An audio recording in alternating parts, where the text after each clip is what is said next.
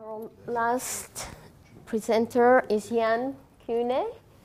Jan Quinet was born in Dresden, Germany. He studied in Heidelberg, Vienna, and Jerusalem. Currently working on a PhD dissertation on Sami Gronman and the Center for German Studies of the Hebrew University.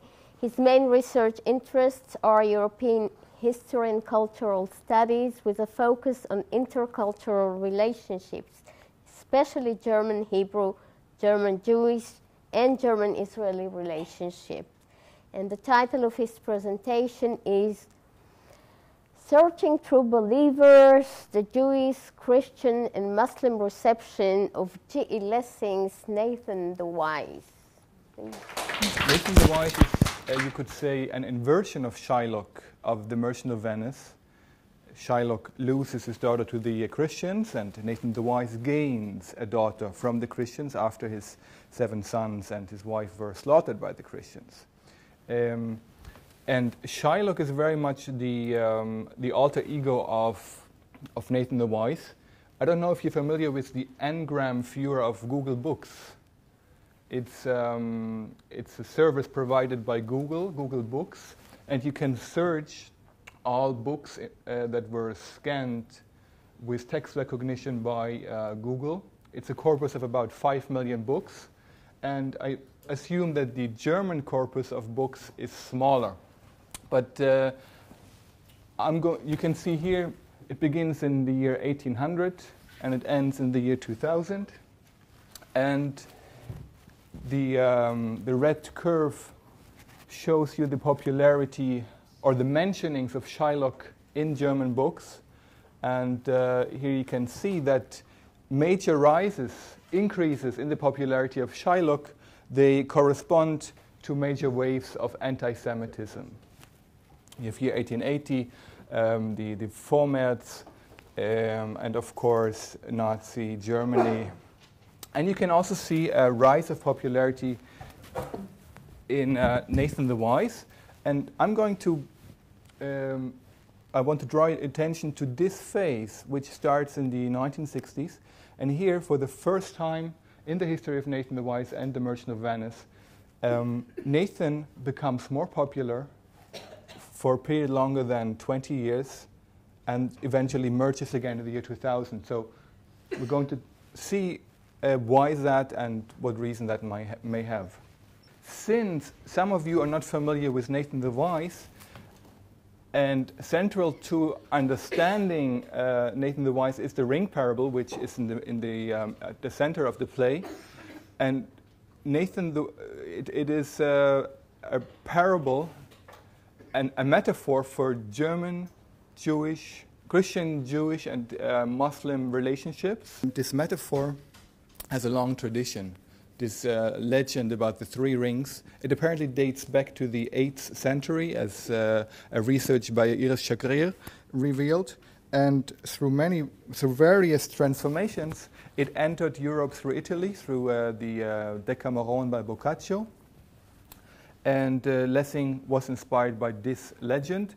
And Lessing's own original interpretation of the ring parable, you can see here in an adaptation from 1920 by the Jewish director Manfred Noah. It's a silent movie that was unsuccessful because in 1920 in Munich the Nazi party was already so strong that it was banned, and it eventually got lost, and the movie was retrieved in a Moscow archive just about 10 years ago and then was restored. Nathan the Wise is a Jew that returns from Babylon to Jerusalem in the 11th century. Salah ad-Din is the Sultan. And since the state is bankrupt, he wants Nathan the Wise to tell him what is the right religion. It's a trap, of course, because he wants to get the Jews' money. So Nathan circumvents the answer, what is the best religion, by telling him the ring parable.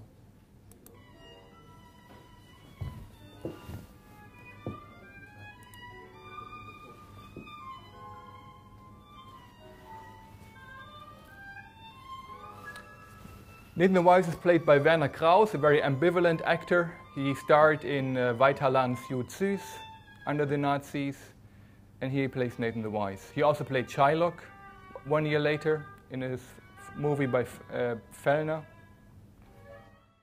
When I talk about Nathan the Wise, you always have to keep in the back of your mind that Shylock is the blueprint for Nathan the Wise. It's the alter ego. It's the dark side of Nathan the Wise that always shines through. So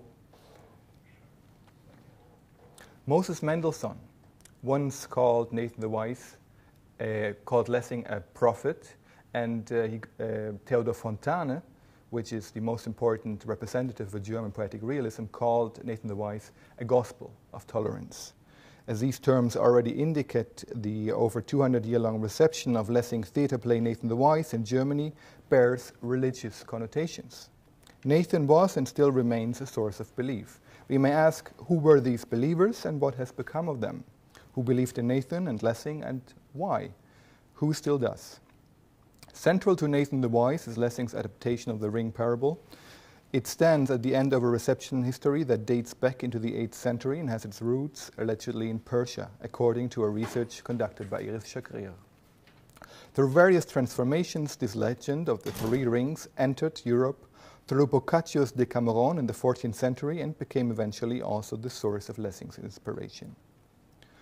Originally, Nathan the Wise is a polemical piece published as a theatre play in 1779 in order to circumvent censorship. It expresses self-reflexive inner Christian criticism and uses the images of the despised other, i.e. the Jew and Muslim, and inverts them into positive figures. Lessing uses these images in order to question German conventions of perception in regard to the archetypical other. Shakespeare's Shylock thereby turned into a Nathan the Wise. However, Lessing's Jew and Muslim are spokesmen for his own Christian agenda. Nevertheless, they are at times still believed to be original spokesmen of Judaism and Islam. The play's trialogical structure, 3 religions, distinguishes it from other theatre plays that deal with either one of the 3 Torah-based religions. In the course of my MA research about the Israeli reception of Nathan the Wise, I'd become curious about its Christian, German, and Muslim reception. Here, I would like to present to you a very small and condensed summary of these receptions. Until the Second World War, the most active reception of Nathan the Wise in Germany took place among the educated liberal Jews. The only translations of German works into Hebrew until the year 1881, according to research by Naama Shefi, had been 3 translations of Nathan the Wise. These translations were part of the Jewish Enlightenment, the Haskalah. The members of the Jewish Enlightenment, the Maskilim, believed Nathan to herald a future emancipation of Jews in Germany and deemed Lessing as an advocate for the Jewish people. Redemption was believed to be near. According to the historian George Mosse, Nathan served as a Magna Carta for emancipating and assimilating Jews. It had become their entrance ticket, in order to use a term by Heinrich Heine, into the European society. Yet it also reinforced a gap between the noble ideal that Nathan embodies and between German reality. In 1920, the German Jew Manfred Knorr produced the silent movie Nathan the Wise, whose adaptation of the Ring Parable we had just seen. Knorr turns Lessing's Nathan into a metaphor for democracy.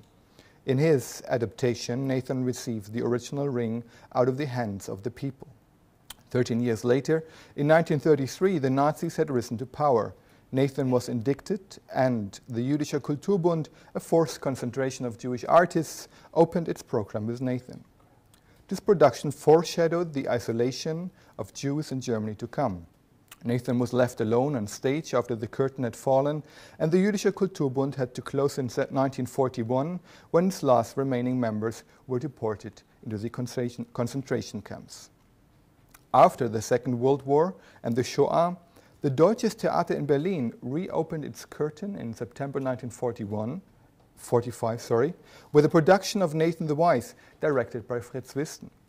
He was a former director of the Jüdischer Kulturbund who had managed to escape a second deportation after his first arrest in 1938. He staged Nathan as an Oriental fairy tale without any reference to the Shoah whatsoever. Henceforth, Nathan the Wise became a popular and canonical play on German stages, for immediately after the war, Germans sought to create a distance between themselves and the Nazis.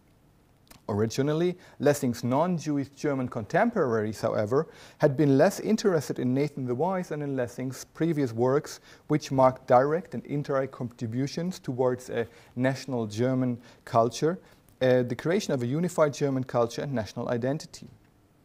After the war, the German attempts to reconnect to the German humanist tradition via Nathan the Wise deteriorated into the phenomenon of the German word Wiedergutmachungsdrama, which means reconciliation drama.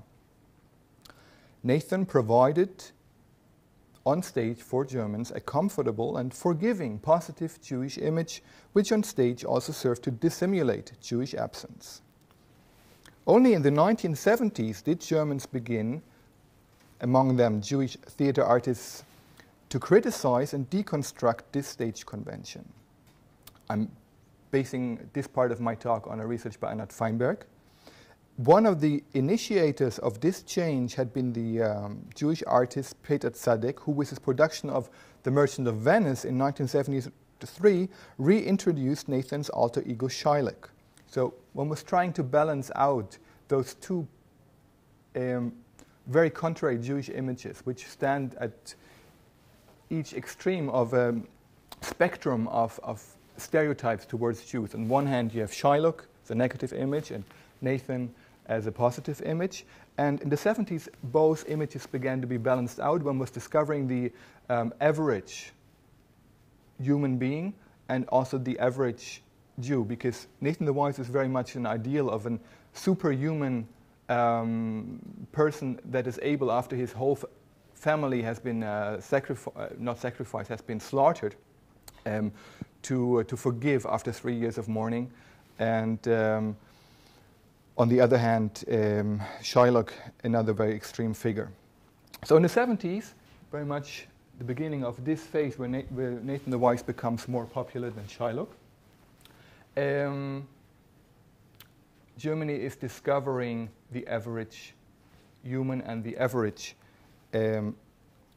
Jew. So, as you can see, Nathan was always eclipsed by Shylock in Germany, who is in fact more popular, as you can see on this n-gram statistic. The reception of The Merchant of Venice in Germany had begun at the same time as that of Nathan the Wise in the 18th century. Why is that so? Because Lessing was responsible for the reception of Shakespeare in Germany. He introduced Shakespeare into the German theater because he wanted to disconnect German theater from the French influence and give it its own independence, and therefore he used Shakespeare as a model. So Shylock and Nathan the Wise, they were contemporaries. They began their career in German theater at the same time, and they were always parallel. And as you can see, both eclipse each other. As you can see, the major waves of anti-Semitism coincide with the rise in popularity in Shylock, the archetypical negative Jewish stereotype in modern Europe. Only around 1963 did Nathan the Wise become more popular in Germany. This is due to the canonical position Nathan had gained, especially in post-war Western German culture and education. For almost 30 years, Nathan had become a major projection screen and arena of discussion, an artistic medium of political discourse which reflects matters Jewish and German culture. In the 1980s, Nathan Productions also began to express German opinions against the Israeli occupation, its militarism, and was discovered as a panacea in regard to the Israeli-Palestinian conflict. German guest productions in Israel were, however, unsuccessful and disappointed the intentions of its initiators. Also, the only 4 Israeli productions until today reflected disappointment in Nathan, which is very typical for the hope and belief repeatedly invested into the play's central message. In 1966, Habima reintroduced religious exclusivism by staging Nathan as the owner of the authentic ring, who could, upon his return to Jerusalem, stand, I quote, free and without fear in the eyes of the world, end of quote. The kibbutz Shuval in the northern Negev produced Nathan the same year, and believed, its initiators believed that the simultaneous productions of Nathan in Israel, Egypt, Lebanon, Syria, and Jordan would bring about peace. This belief was soon suspended, of course, and Joshua Sobol documented this transition in his 2 Nathan adaptations from 1994, wherein the diplomat of survival turned into a fighter for survival. In his Bloody Nathan, he tells the story of a Nathan the Wise actor that gets kidnapped by separatist terrorists, and in order to free himself, he tells the ring parable. His kidnappers fall asleep, and he takes their guns and frees himself. So we are in the year 1994, and Joshua Sobol, which is probably the most famous Israeli dramatist outside of Israel. He was very popular in Germany. Wrote 2 adaptations of Nathan the Wise in English, by the way. They were written for the German audiences, ordered by the Volkstheater in Vienna. I'm coming to my last part. Nathan the Wise died in Germany in 1991, when George Tabori, another German Jewish director, staged his groundbreaking production of Nathan's death, Nathan's Tod. Elmar Goeden staged Lessing's death 8 years later, and except for some international interreligious youth productions that tried to perform Nathan simultaneously in various languages in 2001 and 2002, Nathan would have probably disappeared from the political scene and would have retained his fame only as an extraordinary aesthetic classic. You can see in 1991, the end of the 90s, Nathan dissolves his popularity into that of Shylock. He decreases again, but then we see again a slow rise, and I'm referring to that now. Lessing's, however, with the terrorist attack of 9/11 2001, Nathan was resurrected and rediscovered in regard to its Muslim characters. Lessing's depiction of Sultan Saladin gave rise to the belief of having a chance to enlighten the Muslim world. Saladin serves at once as a means to propagate a German understanding of what it means to be an enlightened Muslim, and intends to display the alleged tolerant attitude Germany has always had in regard to Muslims. Nathan the Wise productions of the past decade were increasingly influenced by Islamophobic trends, under the disguise of well-intended appeals towards peace and cooperation among religions. However, just as with Nathan and Shylock, this attempt to propagate identification figures for Muslims carries the danger of strengthening existing stereotypes and prejudices. Furthermore, Lessing's Sultan Saladin is an Orientalistic character who is outsmarted both by his sister and a Jew, an image that is very unlikely to be accepted in the Arab world, neither in regard to the historical image or in regard to the heroic reputation of Salah ad-Din. It is not surprising, therefore, that there is no distinguishable Muslim reception of Nathan the Wise. There appears to have been a production in Constantinople in 1834, which apparently entertained the Turks and the Sultan present in the audience. I quote, "In the end, jubilations broke out, into which even the most taciturnly Muslims joined." End of quote. Yet I was unfortunately unable to find further evidences for this production, beyond a small article in the German Jewish journal Sulamit of the same year. The only Arabic translation of Nassim al-Hakim up to date was published in 1936 by Nasrallah Haddad, a Christian Arab German teacher at the Talita Kumi school close to Jerusalem. The publication of this translation coincides with the Arab uprising in the same year. It was accompanied by the publication of a dictionary specific to the vocabulary of Haddad's translation. I therefore surmise it was primarily used for teaching purposes of the German language, but also here a belief in the power of Nathan's words may have played a role. Haddad's translation was used for theater productions in the aforementioned international interreligious youth productions of Nathan the Wise in 2001 and 2002, as well as in 2009, in an anthroposophical production of Lessing's classic in the Israeli kibbutz Harduf. So, apparently Nathan remains a source of belief for various and often contradicting perceptions and ideologies, and is currently entering into another phase of its reception. Surely, disappointment lurks already around the corner, but it is doubtful whether Lessing's beautiful classic and its poignant relevance will suffer from it in any age. Thank you very much. The Dome of the Rock. There are some questions concerning the architecture of the Dome of the Rock. It has nothing to do with Arabic architecture in any shape or form, but it's actually Italian architecture that there, except for some of the writings, in Arabic that are on around the wall, there's not one single element that's Arabic. And in fact, Jerome Chen did his whole doctorate at the university, Hebrew University, on the Dome of the Rock, and proved almost completely that it's an Italian architect that designed the entire Dome of the Rock. No symbols, there are actually no symbols on there that are Arabic, Muslim, or anything else. Okay, when we talk about influences, we're talking about the 7th century.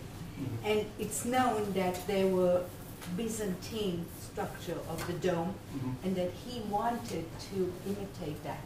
Now, a lot of study has been done, Oleg Gabar, many discuss this, and they all relate to a dome.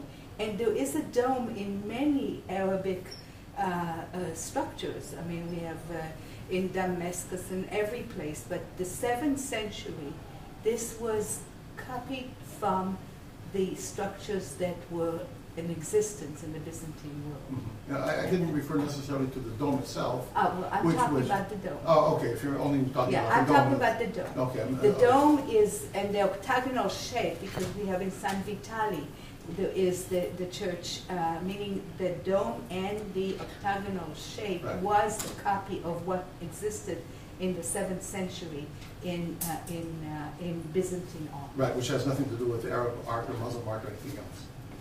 Well, it was Abd al-Malik wanted to prove, and I said that yes. He wanted to show that Islam now is really conquering the world, and they became the owners of this type of connection to, and they have the whole thing about the Even Ashtiyah, the foundation stone that they chose, and there is this contact between Even Ashtiyah and Muhammad goes from the Even up to heaven, meaning that the architecture of the dome is definitely from the 7th century, and that's been studied. So it could be that other things later, but he took all the money. I mean, he took all the Egyptian money to fund this enormous structure at the time. So, are there any other questions? Is that answering your question? Sort of. I mean, the dome definitely was there in Abd al-Malik construction. And it's the Arabs knew nothing about architecture. They had no architectural basis before this building was built. So there is a very serious question: who, in fact, was the architect? And it's been traced to Italian architecture. But never mind. It's Italian. If you take San Vitale, I mean, we're talking about Byzantine period, and we're talking about what was in existence. It could be that the builders that built churches built there. Not just the builders, the actual architecture. The accent is of the actual architecture. The whole architecture, but the iconography, the idea that lies behind the architecture. Yeah? I would refer to your comment that Muslims have no architectural knowledge. I think that this is not my field, but I think one of the arguments is that the Dome of the Rock was modeled as a competition in regard to the Church of the Holy Sepulchre. It was supposed to eclipse. Here's one piece of inspiration, and to say that Muslims had no architectural knowledge before that, I think bears any lack sufficient funding or arguments or evidences from research. There are many. It's true that this is the most important architectural piece that the Muslims have built. It's one of the most important buildings, but there are many buildings before, which, like I said, I'm not an expert in the field, but to say that the Muslims had no architectural knowledge before, I think this is a very crude and generalizing statement, which is void of evidence. Well, there's this question: who are they actually bringing in to build their buildings? But it's a long debate. That Drone Head did his whole doctorate on this. We'll stop here with your permission. Any more questions? I have one question from Sally. I was wondering if you could place or see or consider La Belgique in a larger context, historical context of